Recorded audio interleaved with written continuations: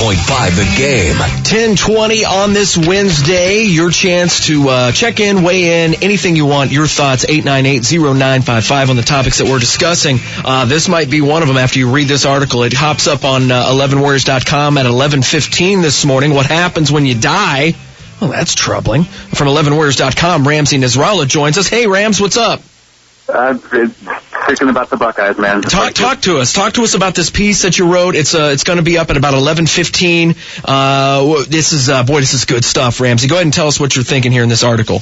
What I'm thinking is that if you look at some of the feedback we get, both on Twitter and both on 11 Warriors, it seems that the Buckeye fans are so wound up over how the team is being portrayed, diminished, talked down to week after week.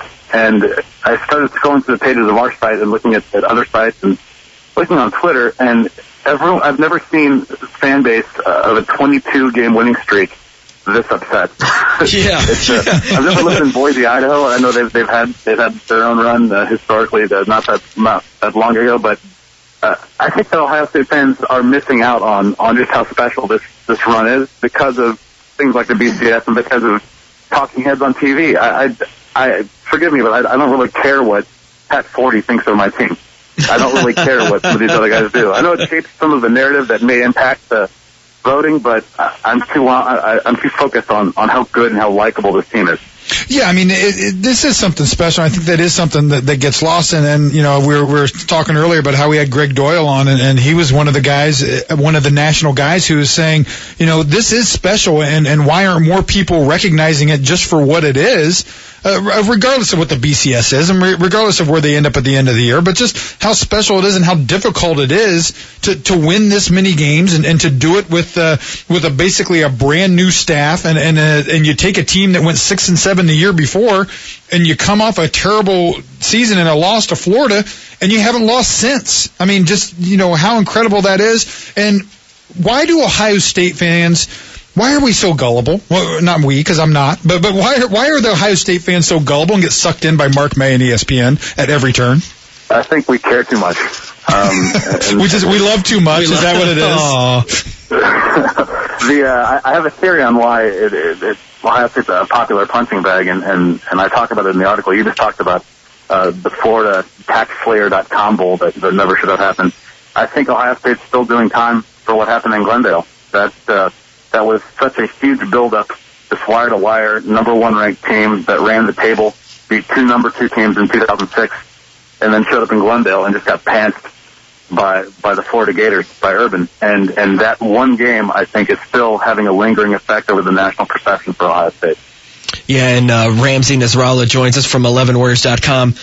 His column at What Happens When You Die will start running at 11:15 this morning, and you got to check it out, Buckeye fans. It's really, really well written, well done, Ramzy, and it hits everything that you're thinking as a fan. It is exhausting right now to be a Buckeye fan with everything going on, because it used to be, and you start your column off with saying usually it was Ann Arbor or a California school on New Year's Day. I love that. Or more recently, something toxic and alien from West Lafayette. But now we've reached the gambit this season, and our newest is Baylor. They're the ones that are driving us nuts. Yeah, you know what? They're fun to watch. I like college football. I don't know why we have to be afforded the sudden choice of, you know, which team is better when they both play against, you know, relatively lousy schedules. So then, you know, once these things kind of bear out, what else is there? Well, Baylor just showed up. They finished ranked in the top 25 once since 1986. They've got a great offense. They've got you know, they've put on a good show, but how can you definitively say that they're better than Ohio State? I have trouble with this whole line of discussion when I'd rather think about Carlos Hyde getting 7.9 yards a carry and, you know, getting over 1,000 yards of rushing after missing, you know, the first quarter of the season. That to me, that's why I love Ohio State. It's because of Ohio State football. And part of what I wrote about today is it's going to be February. Like, you're going to blink and it's going to be, you know, Valentine's Day.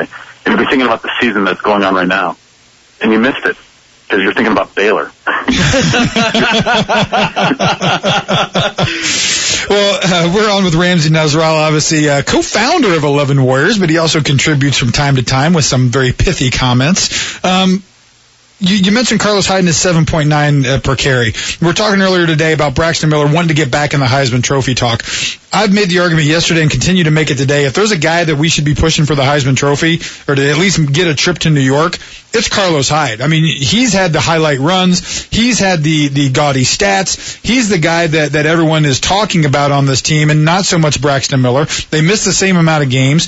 Carlos Hyde, to me, is the impressive guy on this football team, and he's a senior. You want to see him rewarded a little bit. I think he'll be recognized at the end of the year, just not in Manhattan.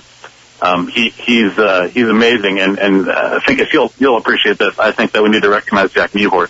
Yeah. Because when you watch those animated GIFs and those highlight runs of El Guapo just blowing through defenses, you always see him making the final crucial block to really blow it open. Is it true that you gave him his Twitter handle? Because that's the rumor. Johnny Ginter at 11 Warriors called him El Guapo in a piece once, and he adopted it. So, yeah. I love it. Well, who's in charge of Astronaut Kid on the basketball side of things? That's what I want to know. Yeah. Well, hey, last question for you, Ramsey, before we cut you loose here. I've obviously, what I said this morning kind of lends itself to what your article's about. If you're not one or two, who cares? I mean, right. Does it really matter if you're not one or two?